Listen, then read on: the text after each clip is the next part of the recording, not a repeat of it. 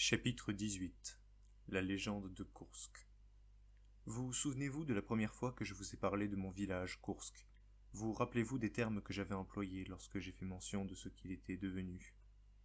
Ma famille biologique et moi-même résidions depuis plus de 6 années entières dans ce petit village. Mes frères et sœurs, quant à eux, sont arrivés plus tard et y sont ainsi restés un peu moins de 3 ans. Cette bourgade est en effet aujourd'hui décriée comme maudite, un hameau fantôme dans lequel il n'est plus une âme qui vive, un désert de glace éternelle recouvert d'un manteau blanc qui ne fondra jamais. Je suis responsable de ce qui est arrivé ce jour-là. Je suis responsable du lourd tribut que j'ai fait porter à ce bourg qu'était le mien. Pourtant, c'était un beau village. Il y avait toujours à faire là-bas. La plupart des gens étaient sympathiques, l'endroit était beau et l'air était vivifiant. Le petit style rustique qui en ressortait s'harmonisait à merveille avec l'ambiance chaleureuse et agréable du lieu. Nous nous connaissions tous à peu près, certains plus que d'autres. Moi en tout cas, je les connaissais tous, sur le bout des doigts. Mes 6 ans étaient déjà bien entamés alors, ce village était le mien. Il comptait beaucoup à mes yeux. J'avais la belle vie ici, et je ne voulais pas que cela cesse. Néanmoins, en grandissant, l'envie me prit de rendre cette bourgade plus vivante, d'améliorer le style de vie des habitants, de contribuer au bien-être de ceux que je côtoyais à longueur de journée. J'étais Monsieur S après tout. Si je voulais inciter Koursk à mieux correspondre à mes attentes, je pouvais le faire en un claquement de doigts. Seulement, il ne fallait pas que cela devienne trop visible non plus. Je n'avais pas envie d'attirer l'attention sur mon petit havre de paix. J'entrepris donc certaines mesures dont seuls Helena et le borgne étaient informés. Tout d'abord, je choisis de contribuer à l'alphabétisation des enfants du village. Je voulais qu'ils sachent tous lire, écrire et compter. Je voulais qu'ils apprennent ce qu'était l'histoire de notre monde, afin qu'ils puissent mieux le comprendre. Je voulais qu'ils soient en mesure d'éduquer leurs parents à leur tour. À mes yeux, la connaissance donnée à tous permettrait aux générations futures de s'émanciper. Pour leur offrir toute cette culture, il me fallait trouver un maître, un généreux instituteur nomade qui nous ferait le plaisir de s'installer à Koursk pour partager son savoir et à ses futurs jeunes élèves. Seulement, je ne voulais pas attribuer une tâche aussi importante à n'importe qui. Je voulais que ce soit le meilleur qui se charge d'une mission d'une telle portée intellectuelle. En mon esprit, il ne demeurait qu'un seul homme capable d'assurer cette responsabilité, le même homme qui m'avait instruit indépendamment de sa volonté. Cet homme se nommait Juoni. En faisant retracer sa position par mes pisteurs, je parvins à le retrouver. Il était néanmoins risqué de demander à un homme comme lui de se rendre à Koursk en lui demandant d'assurer ce service au nom du Gant Noir. Il me fallut donc ruser. Ce ne fut pas évident, mais à force de négociations, il finit par accepter. Il faut dire que je savais quoi lui proposer. Blake m'avait tenu informé des liens étroits qui étaient entretenus entre la résistance de Rebecca de Clare et Juoni. Apparemment, lui aussi était fermement opposé aux autorisations. Il avait entendu parler de cette organisation rebelle suite à des missives d'un certain Karl, le philosophe. Je n'avais alors pas la moindre idée de qui était ce dernier. Ce que je savais en revanche, c'était son nom. Il ne me suffit que de faire référence à lui pour avoir instantanément l'accord du vieil érudit. Il semblait être très proche de ce philosophe. Intrigué de la spontanéité de sa réponse, je chargeai tout de même mes fidèles traceurs d'en apprendre plus sur ce Karl.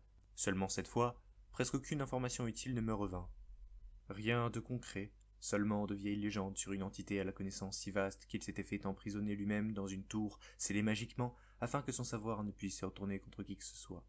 Toute cette histoire était floue, mais si jamais elle était vraie, il n'y aurait qu'un seul endroit où je pouvais en apprendre plus. Le château du roi Corodon Ier lui-même. Cependant, cela n'était pas pressant. Ce Karl l'attendrait.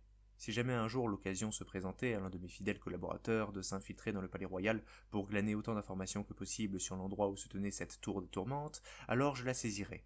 Mais tant que ce n'était pas une priorité, je préférais axer mon intérêt principal sur le développement de mon village et du Gant Noir. Quoi qu'il en soit, la culture que je souhaitais apporter aux enfants de Koursk ne passait pas que par les cours. J'incitais également beaucoup de bardes célèbres à passer dans les environs pour se produire chez nous. Certes, c'était autre chose que les grands palais, mais ils savaient qu'ils auraient beaucoup à gagner en venant ici, et accessoirement, beaucoup à perdre en ne venant pas. Je faisais également livrer beaucoup de livres au village, enrichissant chaque semaine son unique bibliothèque. Maintenant que beaucoup d'entre eux savaient lire, encore était-il préférable de leur laisser de quoi mettre ce qu'ils avaient appris en pratique.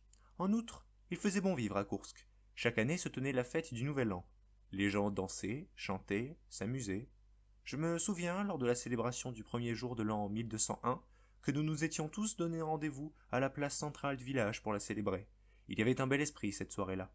Nous ignorions alors que ce serait la toute dernière fois que nous le fêterions ici. Innocents que nous étions.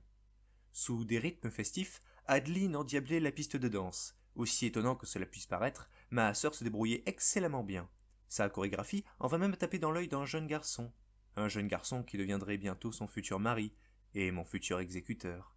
Un certain Jacob Rampini, que vous connaissez peut-être aujourd'hui sous le pseudonyme de Jack le Sanglant. Ce dernier l'emmena un peu plus loin pour continuer la soirée avec elle. Il en fut de même pour Lina et Hiver, qui furent réquisitionnés par nos deux petits voisins, Stan et Margaret Ziegler. Qui pouvait se douter alors qu'ils se marieraient ensemble 15 ans plus tard, et qu'ils feraient de moi le parrain de leur enfant. Charlie, quant à lui, n'aura pas vraiment cette chance plus tard. Certes, il passera la soirée avec une autre fillette du village, une certaine Chloé. Mais le destin fera qu'il en épousera une autre plus tard. Je préfère ne pas encore expliquer pourquoi. Et l'amie d'enfance de cette Chloé, une certaine Marie, comptait m'emporter avec elle cette soirée-là. Elle semblait vraiment beaucoup m'aimer. On ne peut cependant pas dire que c'était réciproque. J'étais trop jeune pour m'intéresser à l'amour. Cependant, en feignant de partager ses sentiments, je pus obtenir un parfait alibi pour faire passer mes missives à Helena.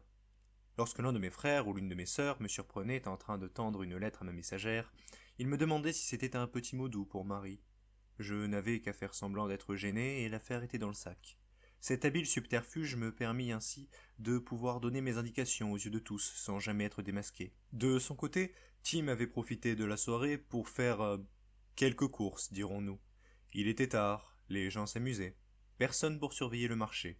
Il avait profité de la présence de Simon Hiveil ici pour le faire danser devant tout le monde en lançant quelques pièces au sol. Il n'avait alors plus qu'à profiter de cette distraction pour faire les poches de ses collègues marchands. Habile. Et enfin, Eleanor, elle, s'isola non loin de Scum, la petite brute en surpoids qui s'amusait à martyriser les plus petits que lui. Il fut le seul avec elle à effectuer une sorte de contre-soirée. Il faut dire que mes parents l'avaient forcé à venir ici. Ce genre de festivité n'était pas vraiment sa tasse de thé.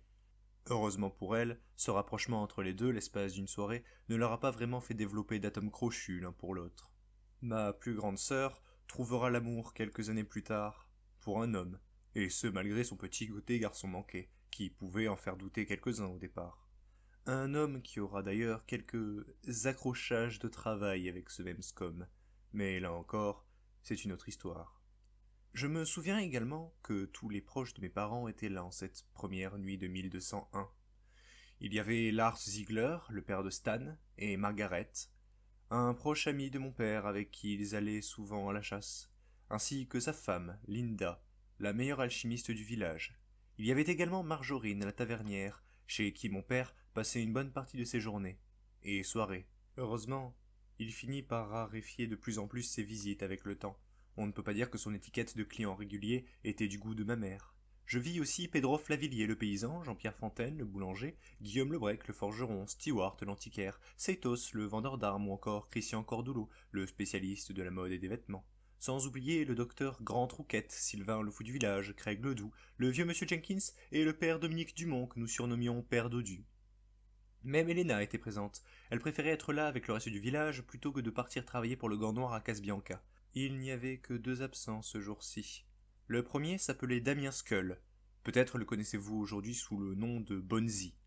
Avant d'être le fameux squelette au sens de l'orientation si développée, c'était un simple habitant de Koursk, un peu très benet, et addict à la consommation d'autorisation. Il a d'ailleurs failli se faire embarquer à plusieurs reprises pour cela, mais en trouvait toujours une au meilleur moment. Il faut dire qu'il en avait des caisses entières, presque toutes ses pièces d'or passèrent là-dedans. Il en arrivait à ne même plus se nourrir. C'est en le voyant et en l'entendant parler que je me rendis compte du réel impact qu'avait ce genre de document sur les gens. C'est avec lui que je compris ce qu'était vraiment l'addiction. Pourtant, c'était quelqu'un de drôle et de sympathique. De très sympathique.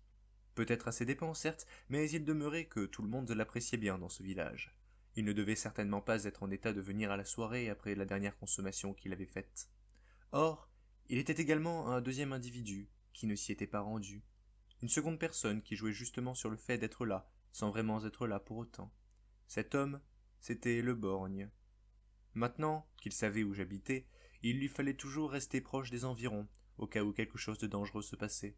Je lui avais demandé de se faire passer pour un humble homme d'église et d'entrer au service du père Dodu. Il passait ainsi l'ensemble de ses journées à rester enfermé dans un confessionnal, à écouter parler les villageois. C'était ainsi beaucoup plus facile pour moi de lui faire passer directement mes missives, puisque mon père nous emmenait à l'église au moins une fois par semaine chaque dimanche. Dans les faits, son travail consistait à faire passer d'importants stocks de nos autorisations ici, afin que Kursk ne soit jamais en manque de ces dernières lors des contrôles des gardes. Il devait ainsi faire du sous-sol de l'église l'un de nos laboratoires pour notre création de documents illicites. Dans l'idée, personne au village ne savait vraiment qui il était. La plupart des gens faisaient référence à lui comme le prêtre. Seulement, quelqu'un ici le connaissait bien, quelqu'un qui n'oublierait pas son visage de sitôt, ni le bras qu'il lui a tranché avec un trombone lors de l'épreuve de l'arène. Ce quelqu'un, c'était Craig. Le borgne devait donc éviter de trop attirer l'attention sur lui la plupart du temps. Hélas, le cours des choses conduisit la garde de Kosterboros à enquêter à Kursk. Notre village leur paraissait de plus en plus suspect. Certains membres d'une soi-disant guilde des voleurs avaient été repérés dans les environs. Leur chef, un certain professeur Arsène, était activement recherché pour de multiples cambriolages. En le traquant, ils finirent par découvrir que le criminel activement recherché Victor Le Borgne se cachait également ici. Toute une garnison fut déployée pour l'arrêter. Il les mit tous hors d'état de nuire. Cependant, mon père avait également tenu à participer à son arrestation. Il voulait venger son ami Craig. Lorsqu'il comprit la délicatesse de la situation, Le Borgne accepta de se rendre. Je lui avais déjà décrit les quelques personnes auxquelles il n'avait pas le droit de toucher ici. Enfin, de toute façon, il avait gagné assez de temps pour permettre au reste de nos complices sur place d'évacuer tout le matériel ainsi que toutes les autorisations hors de l'église afin que la couronne ne puisse mettre la main dessus. Ce jour-là, mon homme de main le plus fiable se fut arrêté et conduit à la meilleure prison qui soit, le donjon du roi. Il était après tout trop dangereux pour qu'on l'enferme dans un autre endroit moins sécurisé. Nous avions déjà discuté tous les deux de ce qu'il se passerait si jamais cela venait à arriver un jour, et il savait que la prochaine étape signifierait pour lui d'attendre le temps qu'il faudrait en prison, et de n'en sortir que lorsqu'il saurait où trouver cette tour des tourmentes. Lorsqu'il saurait où était enfermé ce philosophe, sa nouvelle mission commencerait. En effet, plus le temps passait, plus je me disais que si jamais cet homme existait vraiment, alors il serait en mesure de m'identifier, de percer le secret. Je devais donc le retrouver avant l'un de mes ennemis, et cela prendrait le temps que ça prendrait. Le borgne a eu beau être aux premières loges, il dut rester 10 ans en prison avant de savoir où se trouvait cette tour. 10 ans sans exécuteur donc, 10 ans où un autre dut prendre sa place, un jeune homme du nom de Jacob, que le gant noir sauva d'une mort certaine. Comment cela? Laissez-moi mieux vous expliquer. La situation géopolitique était sans précédent entre le royaume de Kosterboros et l'île des Miracles. Le conflit s'était aggravé ces dernières années, et nous enchaînions les défaites. La main du roi, en charge de l'armée ennemie, Lord Reptilius, était autrement plus compétente que la nôtre. Les débandades militaires ne cessaient de se multiplier. Notre armée perdait bataille sur bataille. Pourtant, la propagande de Kosterboros continuait de faire croire que nous avions l'avantage. Vaste fumisterie que tout cela. Notre royaume allait bientôt être envahi. Malgré notre vaste territoire et nos effectifs plus importants, nous étions constamment mis en échec par les stratégies imparables de Reptilius, déjouant à lui seul toute notre armée. Il faut en même temps bien dire que leur peuple était unifié contre nous, là où notre désunion nous empêchait de faire front commun. Les conflits religieux internes divisaient notre population, nous rendant la tâche encore plus complexe qu'elle ne l'était déjà. Lorsque l'on m'apprit que les premiers navires de l'île des Miracles étaient déjà sur nos plages, je compris qu'il me fallait faire quelque chose. Il me fallait me débarrasser de Kissington, l'actuel main du roi, pour le remplacer par quelqu'un de capable de renverser la bataille. Un homme providentiel qui ne se contenterait pas simplement de repousser l'île des miracles, mais aussi de rassembler le peuple de Kosterboros autour d'un même ennemi et de mettre fin aux guerres internes de notre royaume. En étudiant les différents dossiers des hommes fidèles à notre cause et capables d'endosser une telle responsabilité, un seul me sembla sortir du lot. Celui d'un homme dont j'avais beaucoup entendu parler ces dernières années. Un homme qui avait su bien s'entourer et qui était parvenu à monter très haut dans la hiérarchie des services secrets de Sa Majesté. Vous l'avez probablement déjà deviné, mais cet homme, c'était un certain comte Auguste Adhémar, l'homme qu'on a effacé de l'histoire. Entrant en contact avec lui, nous nous accordâmes sur un plan infaillible. Je l'aidai à prendre la place de Kissington, et en échange, il m'offrit l'île des miracles. Le but du gant noir étant de s'étendre sur toutes les terres, il me fallait une porte ouverte vers cette dernière pour compléter le tableau. Malgré sa haine envers ce pays, et sa volonté de le rayer de la carte, il accepta. Ainsi, je fis livrer un colis piégé dans le local de la main du roi, dissimulé sous forme de boîte à musique. Il fut emporté par l'explosion. Suite à cela, Adhémar me fournit le nom et l'adresse de tous ses possibles opposants au titre. Nous fîmes éliminer chacun d'entre eux, Empoisonnement, étouffement, exécution, décapitation. Il ne resta bientôt plus que lui, et il parvint à son poste. Peut-être l'ignorez-vous aujourd'hui, mais quoi que l'on puisse reprocher au comte Auguste Adhémar, il demeure celui qui a malgré tout réussi à repousser l'envahisseur. Contrecarrant le projet d'invasion de Reptilus, il sut mobiliser ses forces pour reprendre l'avantage et les chasser du territoire. Mais ce n'est pas tout.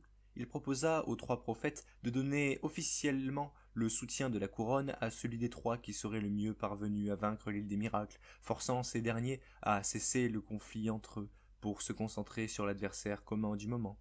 En d'autres termes, il avait réussi en l'espace de quelques années à inverser le cours des événements, à la seule force de ses mots.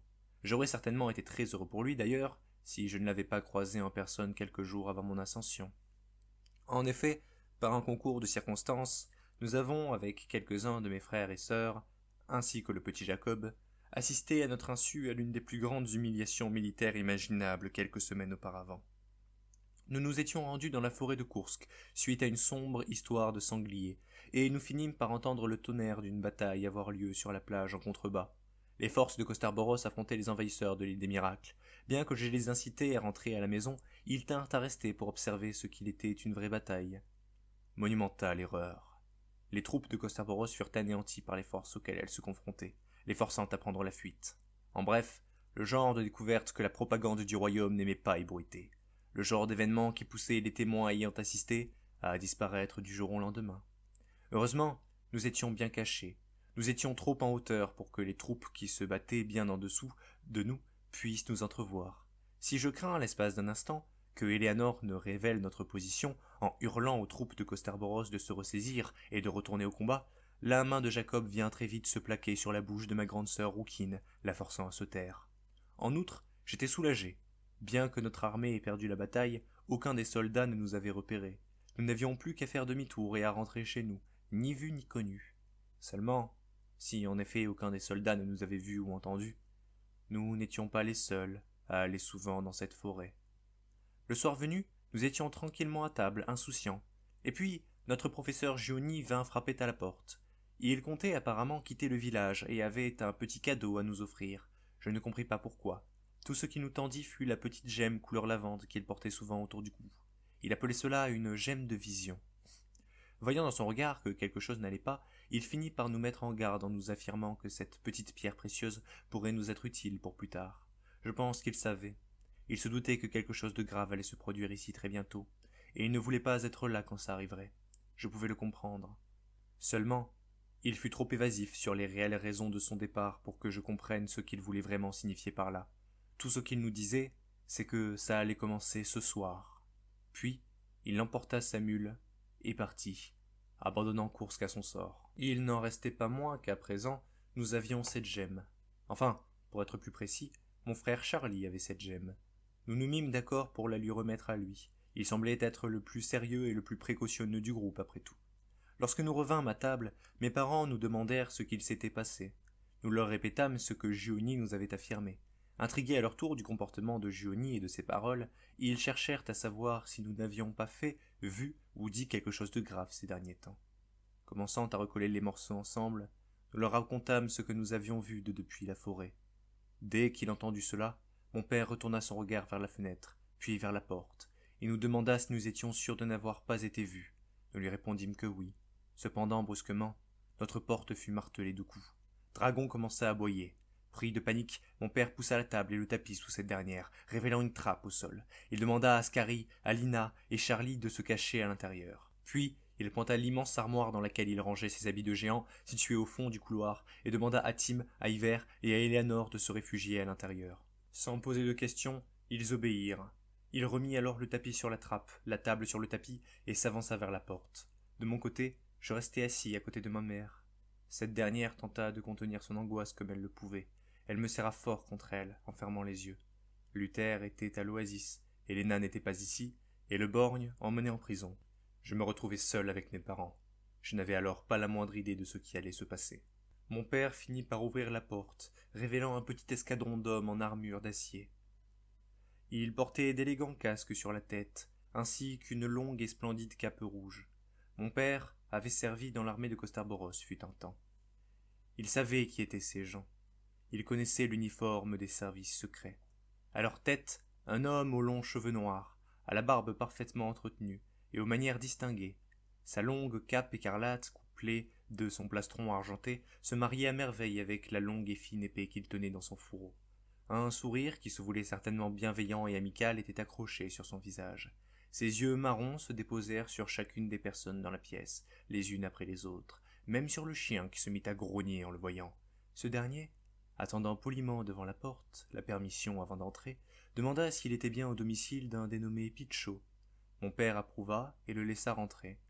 Je me souviens alors de l'inquiétude que je ressentais en voyant cet homme.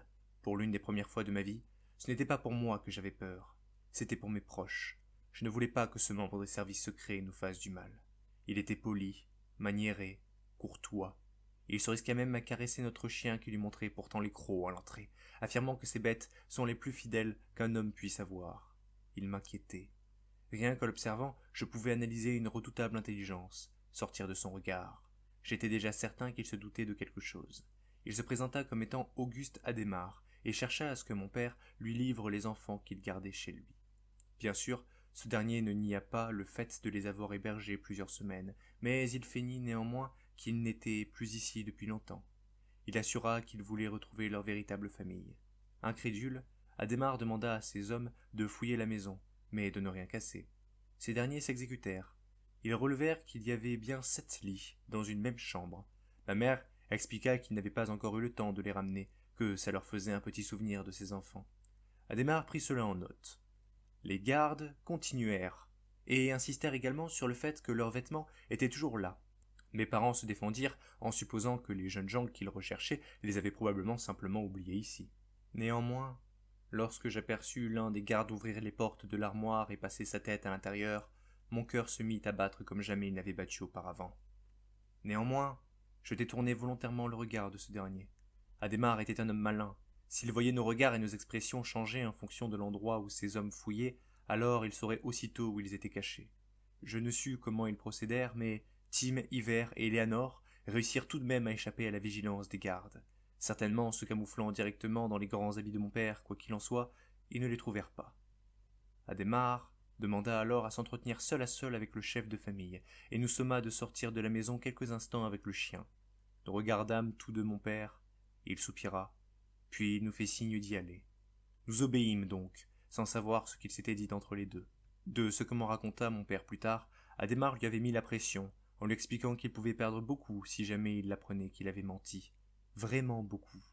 Là où à l'inverse, il pouvait gagner vraiment très gros à les leur remettre. Malgré tout, il refusa de céder. Il tint bon. Adhémar demanda alors à ce que tout le monde sorte de la maison. Puis, il fit barricader la porte d'entrée.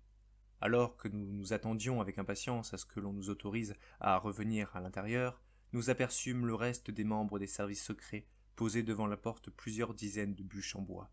Je n'aimais pas du tout où tout cela semblait mener. Lorsqu'enfin mon père passa la porte, partant se repositionner à côté de nous, Adhémar, qui le suivait de près, se saisit de la torche de l'un de ses acolytes, et la lança sur le bois. Ce dernier prit feu, et notre maison, ma maison, commença alors à s'embraser. Les flammes la dévorèrent, une fumée noire toxique s'en échappa, mes frères et sœurs étaient toujours coincés à l'intérieur, mais nous ne pouvions rien faire. Nous étions contraints de rester là, à regarder ce spectacle, impuissants, le temps que le tout ne s'effondre sous nos yeux. En voyant ces flammes danser devant moi, je fus trop happé par le spectacle pour pouvoir penser quoi que ce soit. Ces dernières se reflétaient dans mes yeux comme un miroir. C'était un balai infernal qui faisait partir en poussière ce monument symbolique de mon enfance et de ma vie de famille. Comment cela pouvait-il se produire? Était-ce un cauchemar? Cela ne pouvait pas être vrai. Pourquoi à moi? Pourquoi maintenant? C'était ma maison. Tant de mes souvenirs résidaient entre ces murs, tant de souvenirs disparus le temps d'un battement de cils. Je continuai d'observer encore et encore, jusqu'à ce qu'il ne reste plus qu'un tas de cendres. Sous les complaintes et les pleurs de notre chien dragon, nous restâmes tous devant ce brasier, à contempler notre demeure doucement se dématérialiser. Adhémar, lui, déçu de ne voir personne sortir en trompe de ce logement enflammé, commença à se lasser. Si jamais des enfants se trouvaient encore ici, alors cela devait déjà faire un certain temps qu'ils n'étaient plus de ce monde. Une poutre enflammée les avait sûrement déjà écrasés, ou bien ce pouvait être le manque d'air ou la fumée toxique. Ainsi, il finit par quitter les lieux. La dernière chose dont je me souviens, c'était sa prononciation d'une simple phrase. Après tout, qu'y a-t-il de plus fidèle qu'un homme qui a peur ? Quel qu'ait été le contexte de cette question rhétorique, auquel je n'avais pas porté attention, du fait du spectacle qui se déroulait devant moi, je ne pouvais que lui donner raison. En cet instant précis, j'avais peur, je le reconnais. J'avais peur parce que je n'avais aucun moyen de répliquer. C'était une attaque inattendue envers une chose à laquelle je tenais. Ce qui rendit de ce fait la dite attaque d'autant plus douloureuse. Je me sentais faible, trop faible pour agir, trop faible pour éteindre les flammes ou partir m'assurer de l'état de santé de mes frères et sœurs. Rien n'avait plus d'importance à mes yeux en cet instant. Je venais de perdre l'une des choses les plus chères à mon cœur, et jamais je ne m'en remettrai. Fort heureusement, nous finîmes par voir Hivert, Charlie, Scary, Lina, Tim et Léanor sortir de derrière la maison. Ils étaient sains et saufs, recouverts de suie et blessés, certes, mais bien vivants.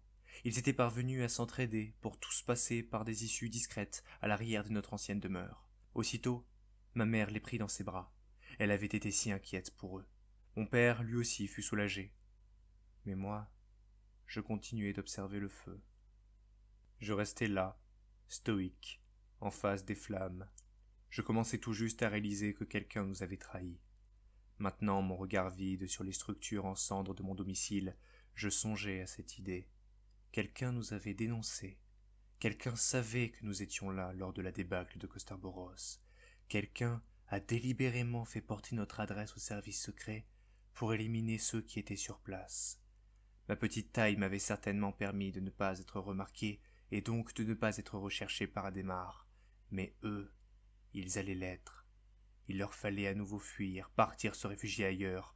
Mais à quoi bon ? Pour être rattrapé plus tard ? Remarquant mon état de non-réaction vis-à-vis de l'heureuse nouvelle de la survie de mes frères et sœurs, mon père vint s'approcher de moi. Il déposa sa gigantesque main sur mon épaule et me dit que j'allais devoir être fort. Il comptait sur moi pour veiller sur mes frères et sœurs. Le regard toujours perdu, choqué et déterminé à me venger de celui qui avait osé nous faire ça, j'acceptais de reprendre mes esprits. Je comptais bien retrouver celui qui avait fait ça et lui faire payer. Seulement, je ne devais pas donner l'impression de trop y réfléchir, au risque que mes proches se doutent de quelque chose. La vengeance est un plat qui se mange froid, littéralement. Acceptant de nous héberger pour la nuit, nos voisins, les Ziegler, nous laissèrent dormir sous leur toit. Personnellement, je ne pus trouver le sommeil. Je n'arrivais toujours pas à croire ce qu'il s'était passé. Gardant les yeux grands ouverts, je ne cessais de réfléchir à qui avait bien pu nous trahir. J'avais beau chercher, c'était comme essayer de trouver une aiguille dans une botte de foin. En revanche, une chose était certaine, c'était quelqu'un du village. Il connaissait mon père, il nous connaissait nous. Je me demandais au départ si ça pouvait être Gioni, il venait de quitter le village après tout. Pris de remords, il aurait pu nous prévenir en nous donnant sa pierre. Mais c'était impossible. Il avait un cours avec d'autres élèves au moment où nous étions dans la forêt. C'était donc quelqu'un d'autre. Mais qui ? Je ne parvins pas à trouver. Ce pouvait être tout le monde, et je n'allais pas mener l'enquête de mon côté. Ça aurait pu mettre la puce à l'oreille du ou des coupables. Continuant d'observer à travers la fenêtre ma maison finir de se consumer, une idée terrible commença à me venir en tête. Une idée peut-être injuste et cruelle, mais une idée que j'adopterais tout de même. Je ne pouvais me résoudre à laisser le coupable impuni. Quelqu'un dans ce village nous voulait du mal, et j'ignorais qui. Or, puisqu'il ne se dénoncerait pas de lui-même, alors je punirais tout le monde. Oh, bien sûr, comme ils étaient aimables avec nous après avoir appris ce qui nous était arrivé. Ils voulaient tous nous montrer à quel point ils nous soutenaient, chacun plus que le voisin. C'en était ridicule. C'était comme s'ils avaient tous quelque chose à se reprocher sans oser nous le dire. Moi qui les aimais tous tellement, moi qui avais tant fait pour eux, voilà comment ils me remerciaient. Cette bande d'hypocrites, ils osaient prétendre avoir de la compassion pour nous. Ils pensaient qu'en tentant de reconstruire une nouvelle maison pour nous sur les restes de l'ancienne, cela changerait les choses. Non, je refusais de pardonner, à qui que ce soit, ni pardon ni oubli. Comment avait-il osé abuser de ma confiance de la sorte ? Comment osait-il encore me regarder dans les yeux après ce qu'il m'avait fait, ce qu'il nous avait fait ? Mes frères et sœurs passèrent bien vite l'éponge sur cette affaire nonobstant. Ils étaient tout simplement heureux de s'en être sortis indemnes. Mais de mon côté, chaque fois que je repassais devant les cendres de mon ancienne demeure, je ressentais un violent pincement au cœur. Pourtant, je savais qu'ils n'étaient pas tous coupables, je le savais bien, mais cela n'avait aucune importance à mes yeux. Très égoïstement, je préférais m'assurer que le coupable paye, avec des innocents comme dégâts collatéraux, plutôt que de le savoir encore des nôtres et bien portants. Ceci étant dit, il me fallut un certain temps avant de passer à l'acte. Demeurer aux côtés des miens calmait mes ardeurs. Je savais que si je faisais ce que je comptais faire, cela leur ferait beaucoup de mal. Je risquais même de les mettre en danger. Néanmoins, ma décision fut prise le jour où nous rencontrâmes un homme du nom de Léonide. Il nous prit à partie avec mes frères et sœurs, loin de mes parents, pour nous faire une proposition. Il n'était pas du village. En effet, cet homme se considérait comme étant un révolté. Il voulait créer une milice pour renverser le roi et supprimer définitivement les autorisations. Malgré ce que je pus imaginer, son groupuscule n'avait rien à voir avec la résistance de Rebecca d'Auclair. Il n'avait aucun plan précis, si ce n'est celui de former un escadron assez large pour prendre les rues et détrôner son Altesse Corodon Ier. Cet énergumène avait eu vent de ce qui nous était arrivé avec Adhémar. Il cherchait à ce qu'on le rejoigne malgré notre jeune âge. Il disait que les gardes hésiteraient avant de tirer sur des enfants. Il nous assurait cependant qu'il avait assez d'hommes et de soutien pour envisager une prise du palais d'ici quelques jours, le temps qu'il s'organise.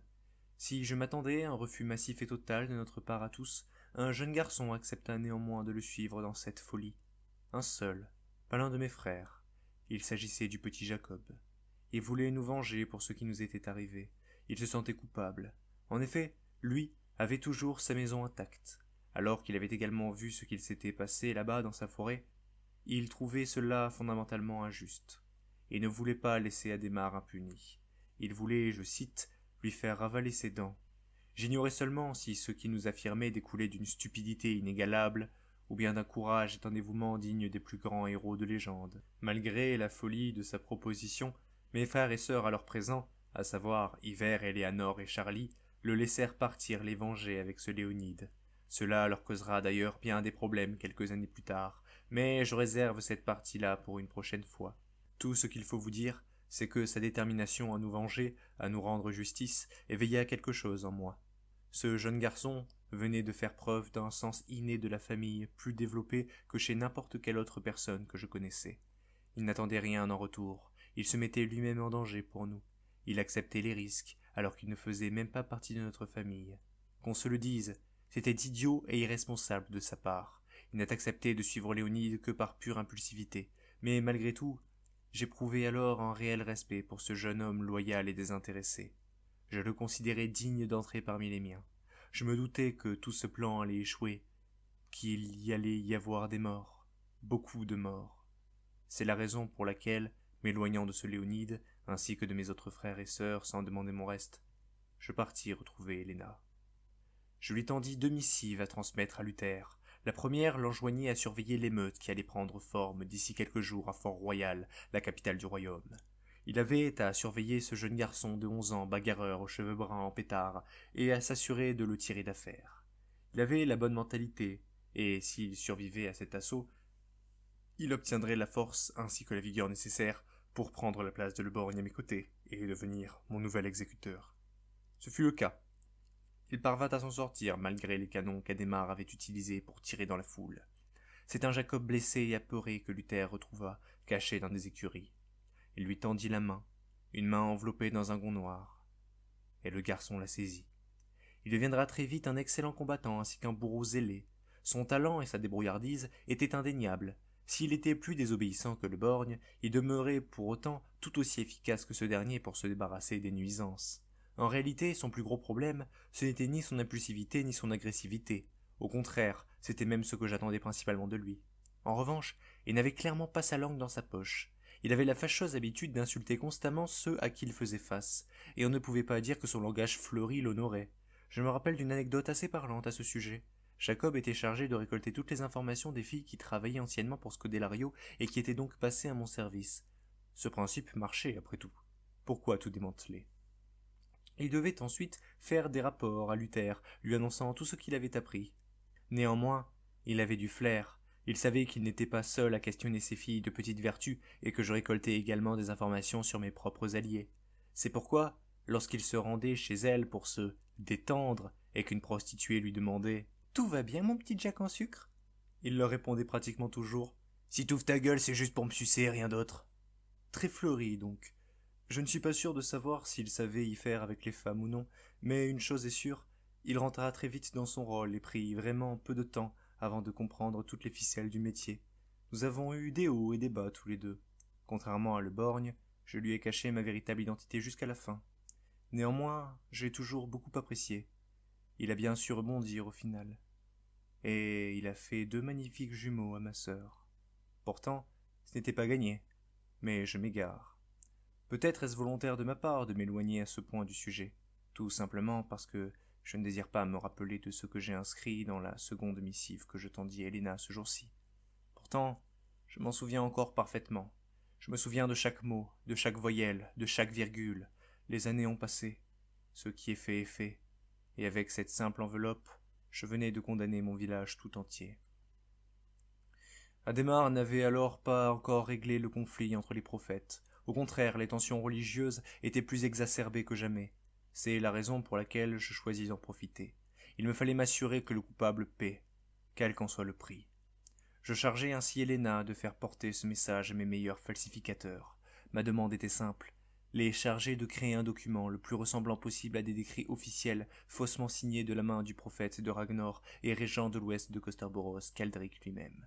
Dans ce dernier stipulerait une myriade de provocations à l'encontre de Glardrog, le prophète du Nord. En d'autres termes, il le défiait, lui et les siens, dans un affrontement pour en finir une bonne fois pour toutes. Et ce village de Kursk serait leur champ de bataille. Mes hommes firent un excellent travail. Ils dupèrent le prophète et ses fidèles, et lors d'une belle nuit étoilée de cet an 1201, le lac de notre bourgade se gela. Tout le lac. Je savais quand cela aurait lieu.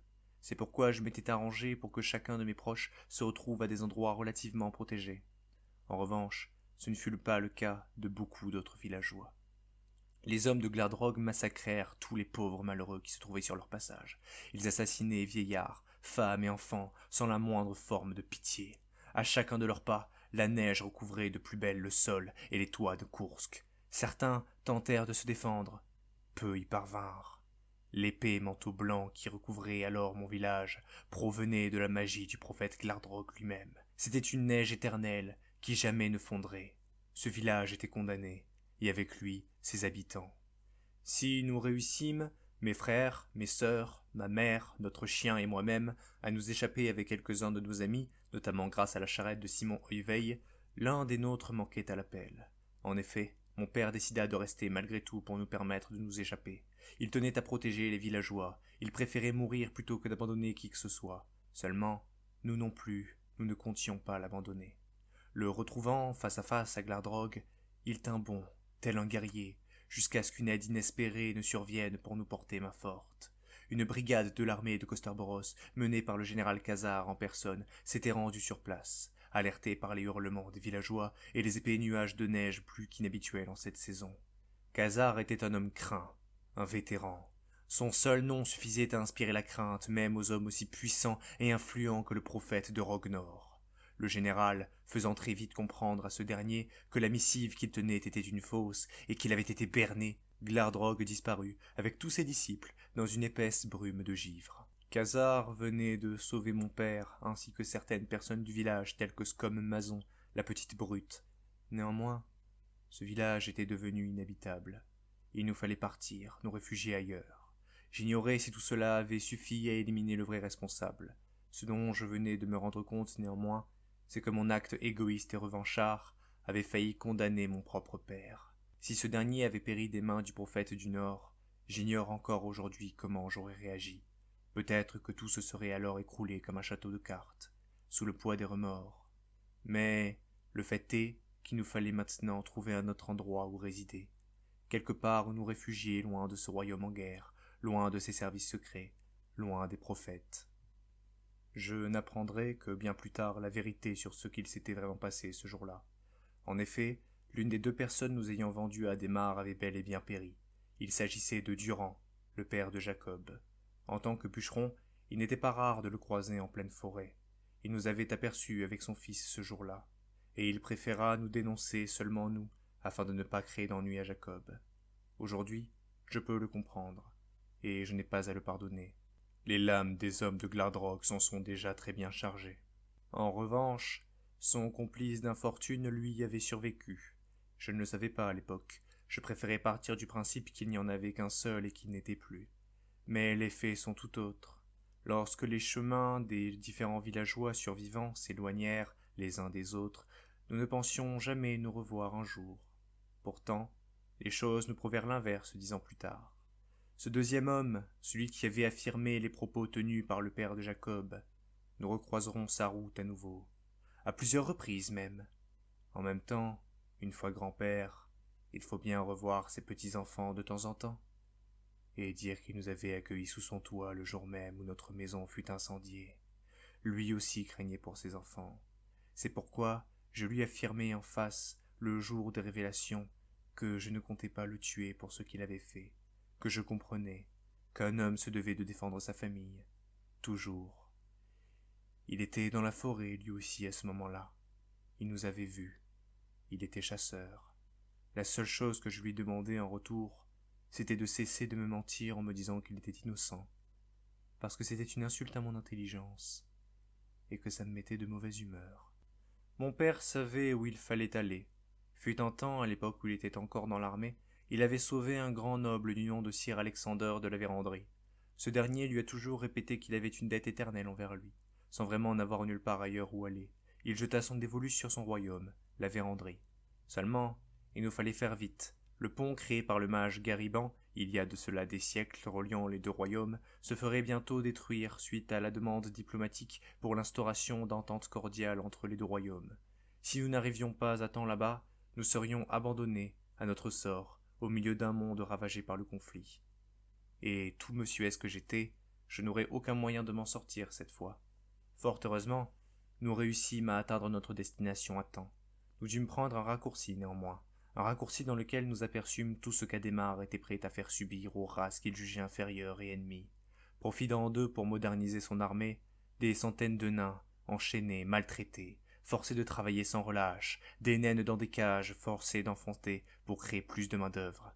Adhémar se servait d'eux pour créer ce que l'on appellera ensuite les soldats suprêmes, des armures de qualité naine enchantées par les mages elfiques les animant. La nouvelle main du roi dissolut ainsi l'intégralité des membres humains de son armée pour les remplacer par ses créations de métal, ne conservant que les généraux humains à ses côtés pour les contrôler.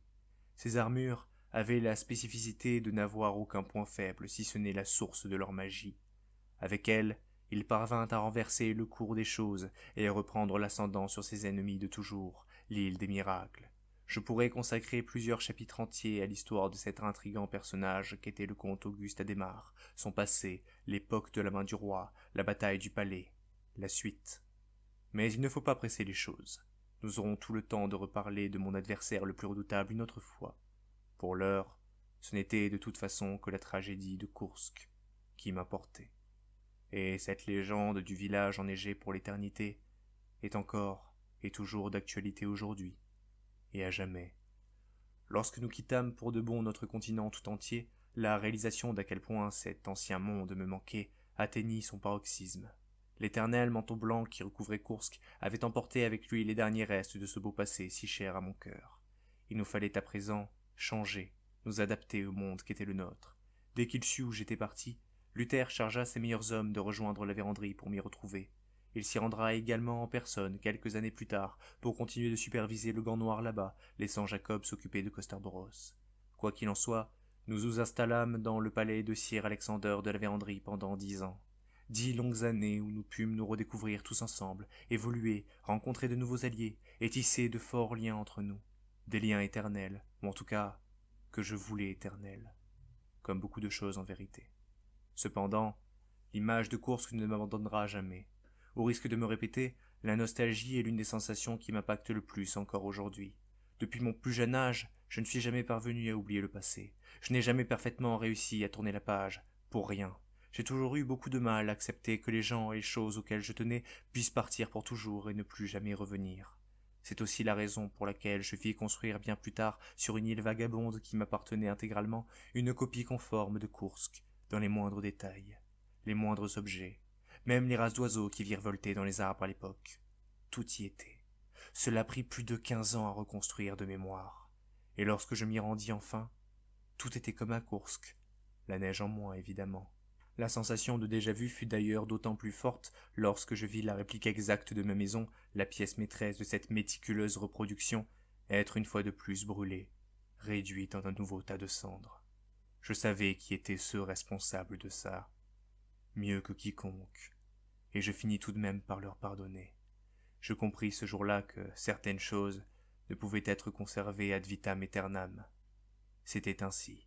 Finalement, en ce nouveau jour de l'an 1201, nous atteignîmes enfin la véranderie, ma famille et moi. Nous venions alors tout juste d'entrer dans un tout nouveau chapitre de notre histoire, un tout nouveau chapitre de mon histoire, l'histoire de ma famille, l'histoire de ma vie.